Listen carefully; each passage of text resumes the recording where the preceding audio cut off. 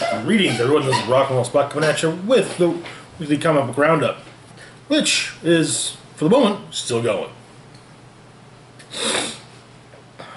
More on that some other time. Probably tomorrow, actually. Yeah.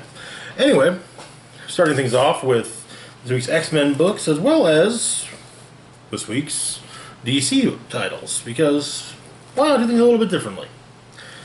So, begin with Excalibur number 9. Where we left off, it kind of left off on a, okay, we told our story point, but yeah. Excalibur had hunted down and killed a bunch of werewolves at the behest of Apocalypse, bringing him their skulls so that he could use them for something. It was never clear. It was never really clear what he was using them for, but and you know, you had Brian Braddock is still a little.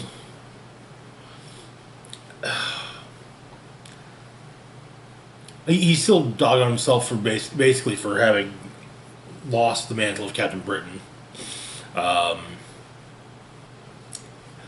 It was not at that point. You know, it was kind of okay. Well, we're not really going to be directly anything, right? Except we are. Turns out those werewolf skulls are being utilized by Apocalypse to call upon the Starlight Citadel.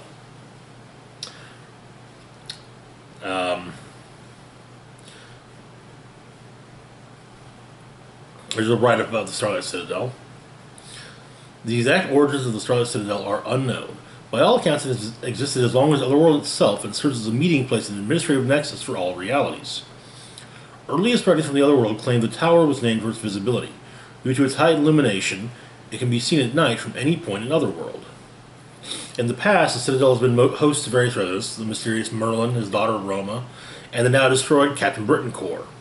Currently, it serves as the central fortress of otherworldly guardian and omniversal Majestrix, Opal Luna Saturnine.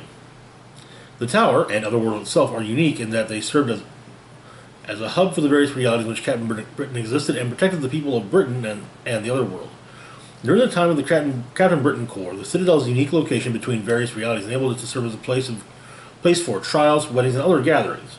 Now, in the absence of the Corps, the tower's purpose is unknown, and Saturnine's motivations are known only to herself. The Starlight Citadel has been closed to outsiders since the destruction of the Captain Britain Corps. Following the first volley of Morgan Le Fay's attack, it was cloaked from view for safety during wartime, and has remained hidden since. Lady Saturnine is known for her ambition, and she makes clear that she was not born to her position, but acquired it through hard work and careful planning. She has since replaced Merlin as Omniversal Guardian and rewards the similarly ambitious with a devoted school of priestesses who serve her as her hand. And so they're using the skulls as a beacon to try and find the Citadel. But at the lighthouse, the rest of the team can't sleep. And Ryan shows up. Betsy goes to see him, but when he sees her, he quickly leaves.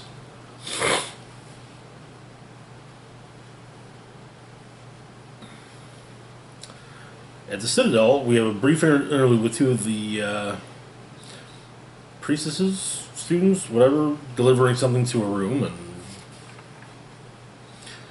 then seeing the vestige of Apocalypse, and bells ringing, rather loudly no less. In London, Clan Akaba is meeting to decide, basically to, kind of, okay, what do we do now? Here's what we know. And kind of, okay, here's what we know. And they begin to plot.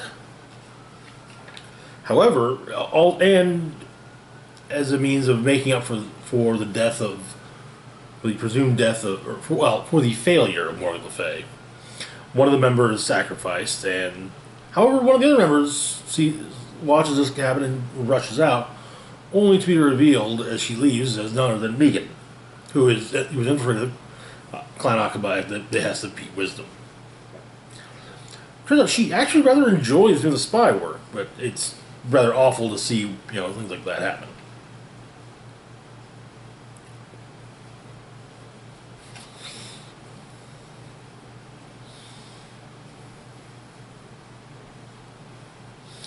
But she does remark as she heads back home through one of the gates that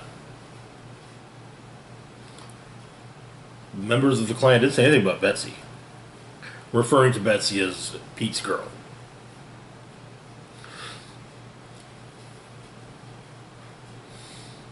So in Otherworld, Excalibur heads toward the Starlight Citadel, though Shogo in his dragon form is hungry. So they camp for the night.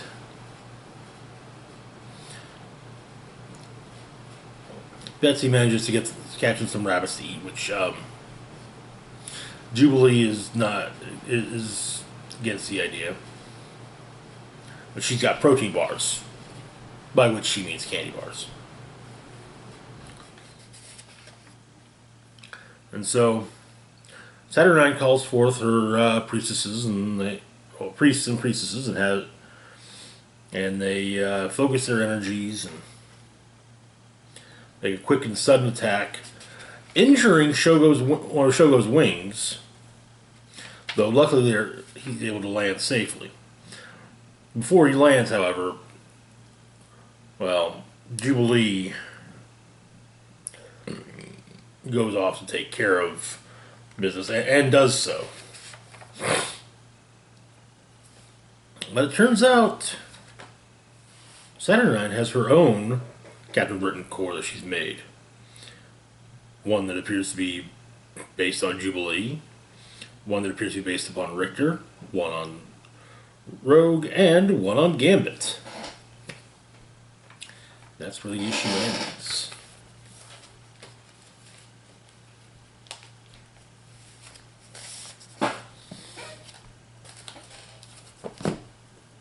Moving on to X-Force number 9. Where we left off, let's see. Colossus and Domino worked together to take down a clone that Zeno had made of Domino. However, before that, the team had a mission to the country Terra Verde. Terra Verde is a small South American nation that was beginning to become a pioneer in biotechnology, namely plant-based technology. However, Krakoa pretty much popped up and kind of said, yeah, we can do everything you can do, only better. So, yeah. Eventually, the leaders of Terra Verde opted to sign a treaty with Krakoa. However, it was revealed that scientists had been weaponizing the biotech they'd been working on, and were trying to use it against the mutant kind. Seemingly, Beast had managed to prevent that from going any further. But the issue with that kind of showed that no, he didn't really. He just probably quite likely made things worse. So the issue begins on Krakoa. Dakin and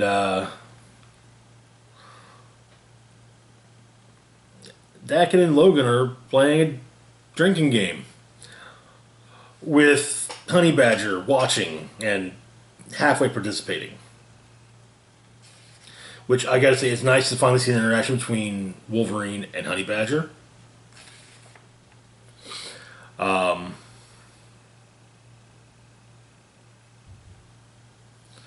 Okay, so the game they're playing, I don't know what to call it, but basically, they down a bottle of booze, then they take the empty bottle, spin it.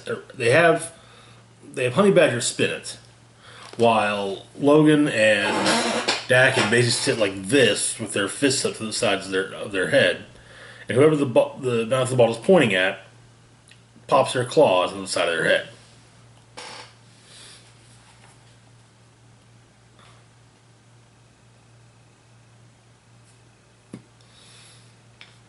and it's probably I kind of doubt the idea of it being therapy or being bonding, but this is probably the warmest interaction between Wolverine and Daken I've ever seen. So yeah, we get a good look at the Green Lagoon, which is a tiki bar on Krakoa, and let's just say this is going to be one of those pages that gets poured over to see who all's there. Let's just say quite a few X characters are here.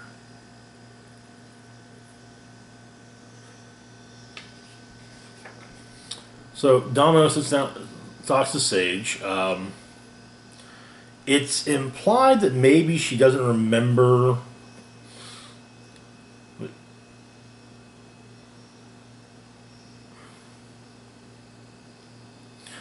that maybe her memories of South Korea have been erased.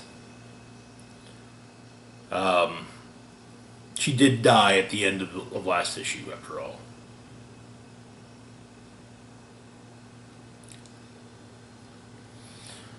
But she also has a, I mean, maybe it's what I wanted. We're supposed to treat our best selves. So. Tom's also, well, Tom's having trouble with everything he's going through and connected to the island. And Gorgeous George picks a fight with him. However, before it goes any further, Sage knocks the crap out of him. Basically, a bar fight begins, and Logan and Honey Badger basically say, the family that stays together slays together. However, before Logan can join into the fight, Beast informs him that his violence is needed elsewhere. So now we have Beast's logbook, The Trouble with Terra Verde. Then, the South American country initially held off on signing the treaty because of the time and finances so far invested in telefloronics, a neuro-responsive green tech they hoped would boom their impoverished economy and make them into a global player. The president more than once cited the nation of Wakanda as an aspirational model. The Declaration of Mutant Sovereignty and the introduction of Krakoan tech to the marketplace nullified all their efforts and investments. With his country in crippling debt, the president had no choice but to sign with the mutants, but an insurgency rose up against him. The group of militants, consisting of the scientists who had given their lives to the study and development of telefloronics, called themselves Muerta Verde, the Green Death. They activated their telefloronic prototypes and made themselves into symbiotes, both flesh and botanical, living weapons. The president's son was among them. Now, several months ago, X-Force staged a self-assault on Terra Verde. The telefloronic threat was believed to be overcome. But now the country has gone dark. All communication with the government and military has abruptly cut off. And not just that, but the news stations and periodicals are no longer broadcasting or publishing. Phones and emails go unanswered. No radio or digital signals have been detected. Last week, a satellite view of the country at night displayed galaxies of light clustered around towns and cities. But as of this evening, the view is completely black. I couldn't possibly have had anything to do with this, but a part of me is anxious as to what the team might discover. So, Kid Omega, Domino, and Logan go through the portal.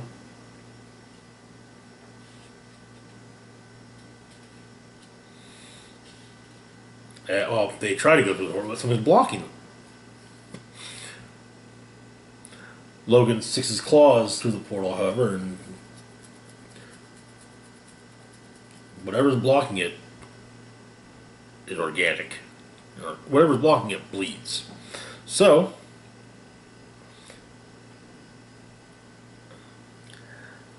Kid Omega makes himself a psychic Gatling gun and a psychic minigun and blasts through the barrier, which turns out is people being held together with the plant stuff. As they go through, Beast is their basically Beast is their contact, and so he's asking what they see, and they find the president. As Domino puts it, was turned into a botanical chandelier.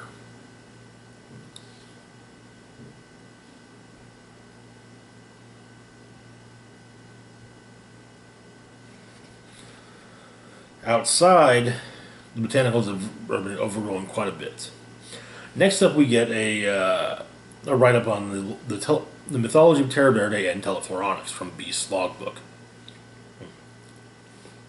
The ancient stories of Terra Verde, interpreted from oral storytellers and reconstructed from iconography dating back before the 16th century, beyond the Mayans to the time of Olmec, indicate a departure from the standard myths in one important way. There is a focus on the personified force of nature. Botanicals are a key element of worship. Rituals celebrate the connection between humankind and the environment. The standard tropes exist, such as fertility and erotic truth of flowers, disease and the curative power of herbs, but Terra Verdeans had their own unique and dark marriage to the earth. Sacrifice was a standard instrument of agriculture. The plenitude and even the taste and color of fruit and maize and other crops were determined by death. Flesh and blood were considered essential fertilizers.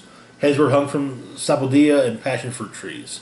Fingers were planted in the fields. The slaying and burning of jaguars appeased droughts and blights. The plants must be sated if they are to be obedient. In this way, Terra Verde bears some resemblance to Krakoa, which requires the consumption of 2 mutants each year if it is to thrive. Hieroglyphic stories, some codexes, and a skull sculpted with glyphs tell the story of a maize god whose caress could make kernels plump and wither depending on his mood. And then there was the punishing deity known as Ak, translation, vine. He is sometimes represented with a tangled ball of vines for a head, and sometimes with branches growing out of his back like antlered wings, and sometimes both.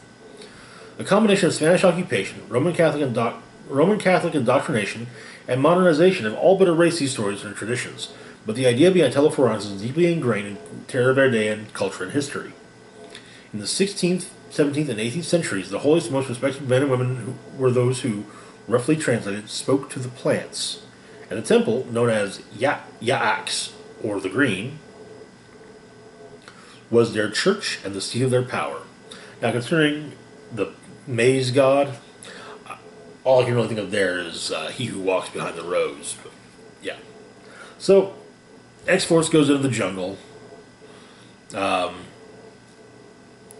with Logan basically convincing Kid Omega to shut up by kind of slicing up his clothes, and so he isn't bitching about the heat. But they're stopped by a Telefloronic construct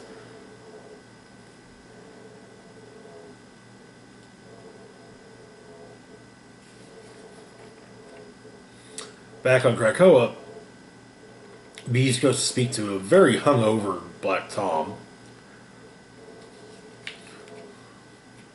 Kind of, maybe it would help if you got off the island for a little while. So you're being sent into the field.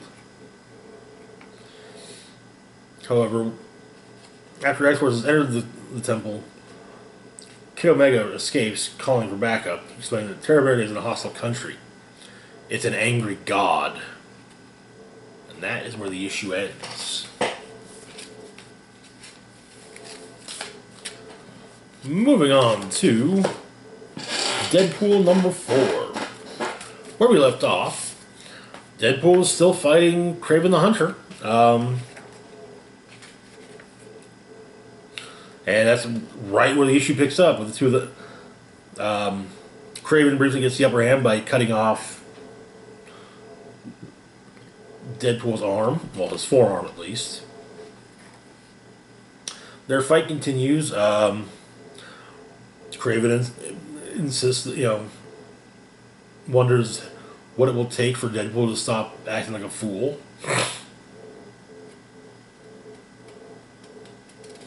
Deadpool is saying, maybe it's survival mechanism, old habits, but yeah. Deadpool and his Kingsguard fight the... Deadpool's Kingsguard does help as well.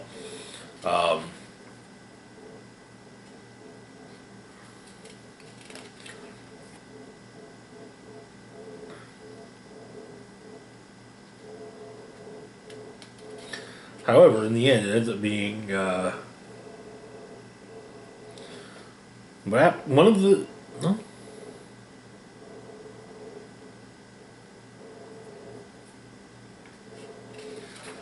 One of the monsters eats Kraven, and 2 days later, the dead are buried. And Deadpool's kind of like, yeah, I'm giving up my throne, my crown.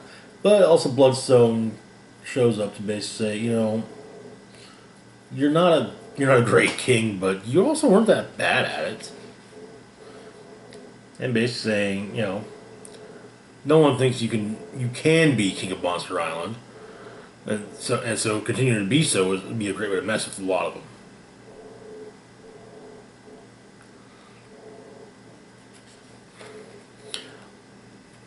In a ice covered place, the monster what ate Craven pops back up and spits Craven back out. And finally, we get a little interlude with Wade and Jeff walking through. Basically, Deadpool taking Jeff for walkies, and he sees something in a store window. Well, he's just got. It catches Jeff's eye first, but to make Jeff happy, Wade goes in, buys it, and puts it on, and it's a Gwenpool costume.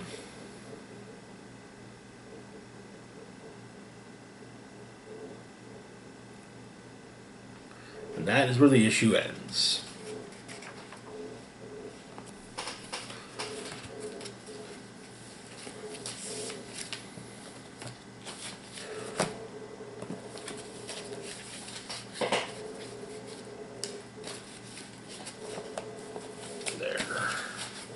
Moving on to DCeased, Unkillables, number 2. Where we left off, Vandal Savage had gathered together some of the more harder to kill villains in the DC universe as a means of waiting out the zombie apocalypse. Meanwhile, the Red Hood, Cassandra Cain, and Jim Gordon were holding up in had escaped Gotham and were holding up in an orphanage in Bloodhaven. So we begin at the orphanage. It's stated there's a room full of infected in there, and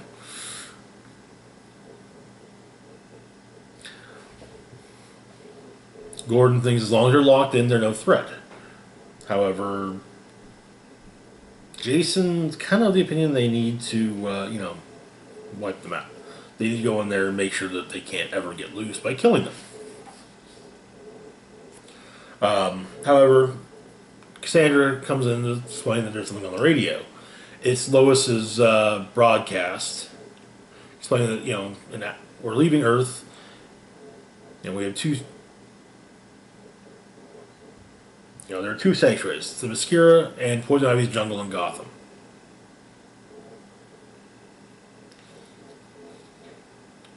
And basically says, no, we're going to stay here and defend, and we're not going to tell the kids that they're heroes or leave them behind. We see the two ships lift off.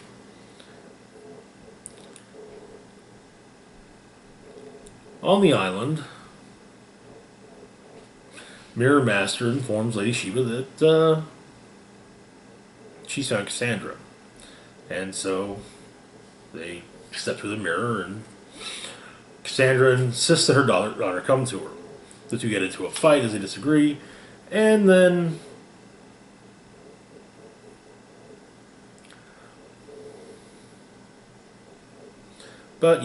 no. Shiva and Mirror Master go back through.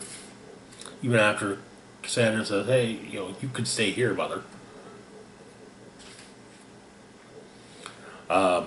Vandal has a bit of an argument with Shiva and Mirror Master, though Deathstroke talks a little bit of sense into him.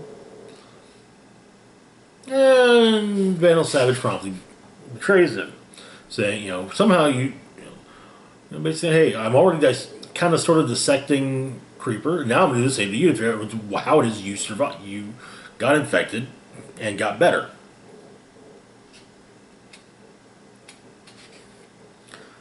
But Ravager saw what was going to happen. Ran Savage through and is now helping her father.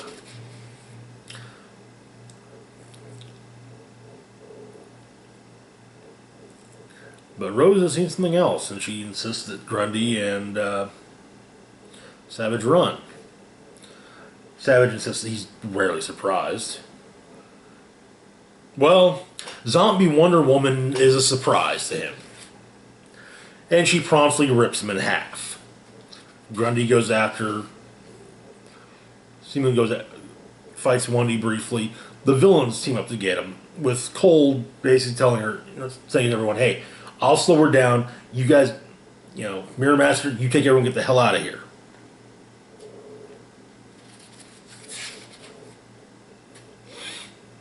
And they come through to the orphanage. And then Mirror Master goes back and discovers that Cole's been turned, and, well, yeah, Cole bites him.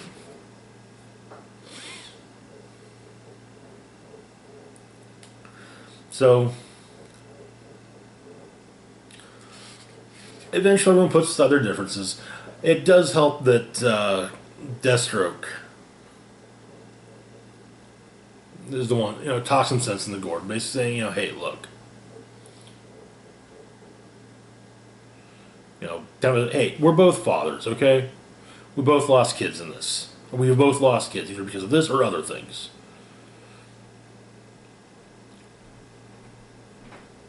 And it's just they prepare the kids, and it's not an ideal situation, but he's practical.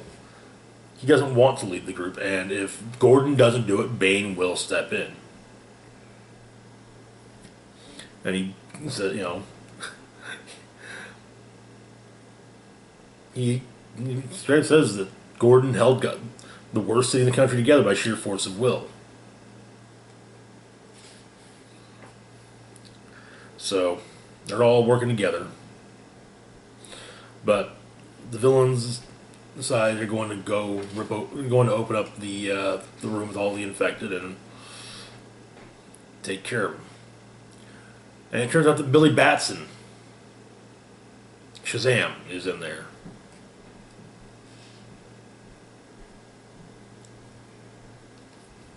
And yeah, and so Lady Shiva and Cassandra Cain teach the kids in, hand-to-hand combat. Deadshot teaches them marksmanship. Creeper teaches less conventional things, whereas Wonder Woman Cheetah discusses the weaknesses of Wonder Woman and whatnot. Bane teaches a history class. However, one of the students. Hey, maybe if you weren't wearing that mask, we could clearly understand what you're saying. And Grundy, well, everyone just loves Solomon Grundy. And Cheetah. Rose and Jason are kind of becoming a thing.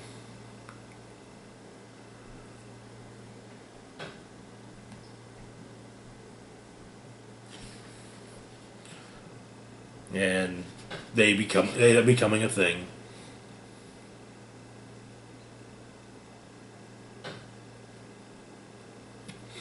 He comes upon Ace. Something has spooked Ace. Mirror Master comes through the mirror, turned, attacks Bane, grabs one of the kids. Well, tries to grab one of the kids. However, Deadshot manages to stop him and get dragged through as well.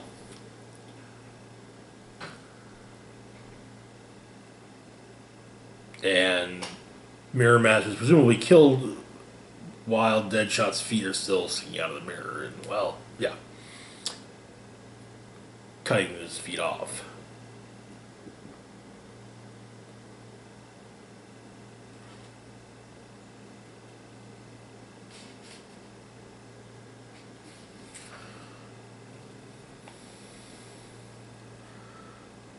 Bane has turned, however, and has gone out to try to open the walls to let the other infected surrounding the orphanage in, and that's where the issue ends. Oof. Also, quick look at the variant cover, which is actually in the thumbnail, but yeah. If you'll recall, the other the first DCeased variant had a series of variants based on movie posters. Not a horror movie, but a war movie still. I like the nice touch of "Reborn to Kill" on Red Hood's helmet.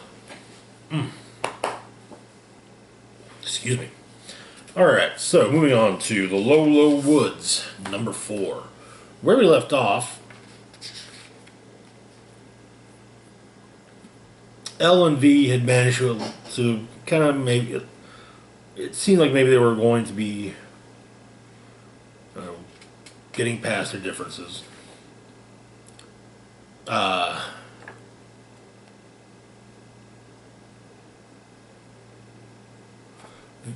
V got a concoction from the local witch, basically the local witch, which would, while it cannot bring back the memories, it can basically sand down those rough edges so that you don't know where you're missing a memory. But we also get a little bit about how apparently the two of them have a link. Apparently when they were kids, they went camping.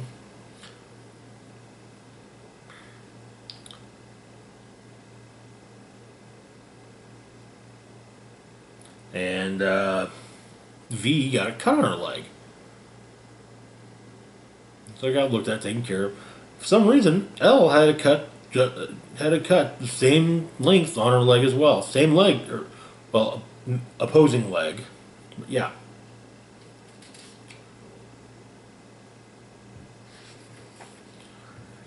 So they go to L's house and get a look at the model L's father's making of Heaven on Earth.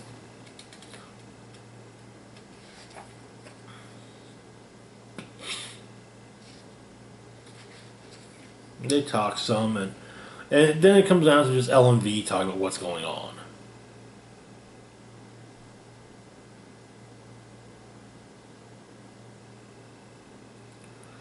V tells L about what she got from the witch woman. And however, the dog, someone spooked the dog. More skinless men from outside.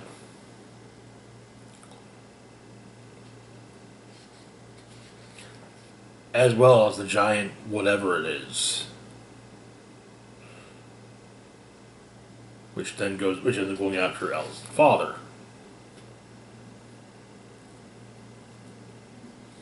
So L's mom takes her dad to the hospital. Meanwhile, V and L go to the little witch lady, and apparently, L simply tells the witch girl that her mother's calling in a favor, and so the favor gets called in. They find out that L's dad's gonna be fine. Some tea is made, but nothing is said about why L's mom was owed a favor. And she talks about her past of it, how one day there was a foreman who the witch lady would see walk by some of the northern mines. He looked at the other men, but a little less broken. He would smile at her. He waved once. Then one day he came to my front door while my mother was out. He asked me if I would like to see something beautiful. Yes, I said, of course. So he took me up the mountain. And that's where the issue ends. Moving on to chapter 18. Of Sea Dogs. Where we left off, the wolves had gotten loose on the HMS Havoc and were, wreaking havoc. At the same time, the Havoc found itself in the middle of a Spanish fleet.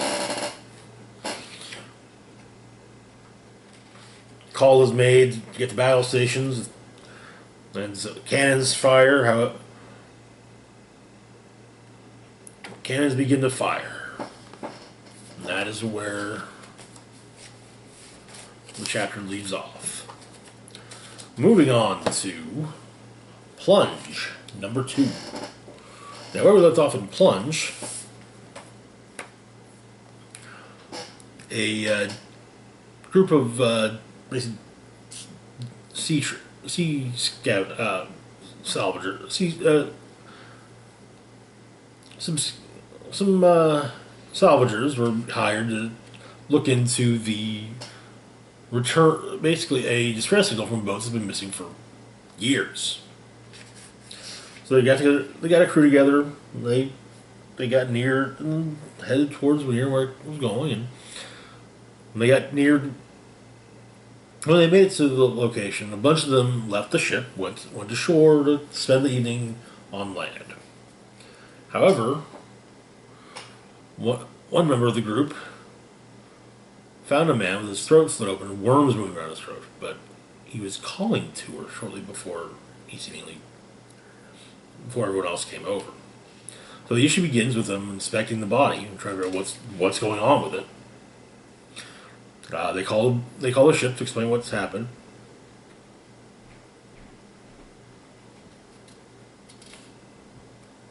And the captain and some of the others will come over. They'll take some pictures of the scene and bag the dead body up. However, there are 3 more watching from the shadows. When one of the members of the group turns to look, however, they appear to be gone. So the next morning, they're talking about various things while drinking what they think is coffee. Much of the discussion is shitting on the coffee, but also just stuff that's been going on. The body's bagged up and put on a raft to be taken back to the boat. And we learned that it's not coffee, it's mushroom tea. So the captain also says, all right, get some time to look over make a sweep of the island, then return to the ship, because we got weather coming in. So once the body's back aboard the ship, it seems to unzip the body bag. They send a remote operated vehicle to take a look at the ship they're investigating the distress signal from. But it gets eaten by something.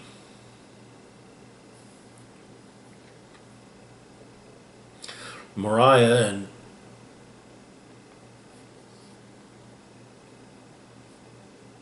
one of the others are on the beach looking at some of the deformed creatures. Mariah says she's going to go actually in the water and take a look, but underneath she finds a strange totem. Underneath the water she finds a strange totem pole.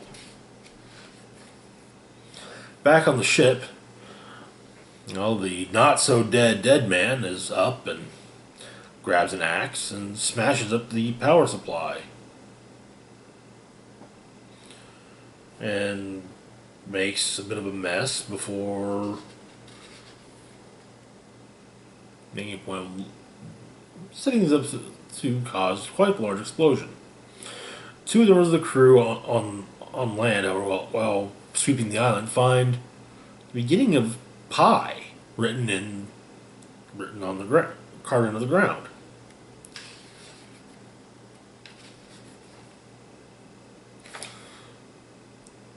There's an explosion on the boat, but it doesn't seem like anyone's been injured by it. The guy who found is trying to figure out just how far in it's been written, and says he found some other stuff on the walls too, but his partner is unable to hear him. As he makes this realization, however, behind him three pairs of arms start to come through a hole in the rock wall. And that's where the story ends. On to chapter 19 of Sea Dogs. The Havoc had begun firing upon the Spanish, and continued to do so. However,